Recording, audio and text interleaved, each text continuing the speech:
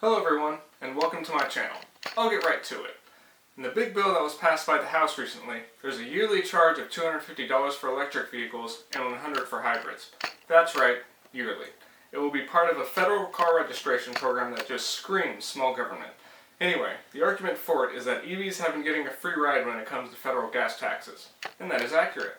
However, a yearly charge of $250 is 3 times what similar gas cars pay, which means this is punitive.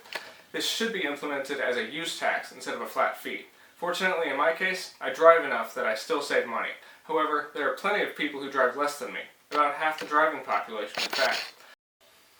And also, this just encourages owners of EVs and hybrids to drive more often, inflicting more damage on the roads. And there are plenty of people on fixed incomes who did the math and determined that going electric would save them money over the long haul. And this won't be good for them. Anyway, if you have a senator who can be swayed, please contact yours. I mean, this is probably the least objectionable part of this bill, but it will still hit millions of people. On a side note, it's interesting that Congress couldn't muster up the courage to increase the federal gas tax for 30 years because it would punish the poor. And so they decided to do so in a bill that punishes the poor. The GOP finally found a tax they like. For those of you still here, a small bit of analysis. I drive just about 15,000 miles a year. That's average for US drivers. And as I said before, I still save money despite being charged $200 in the state of Texas a year and possibly being charged $250 a year federally. That should tell you something about why EVs will win in the end relative to gas cars.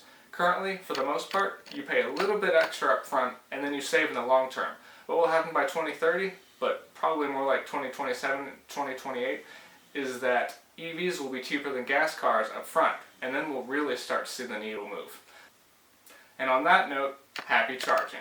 And if you've been watching because you know me, know that I have many more videos I want to do. It's just been really busy.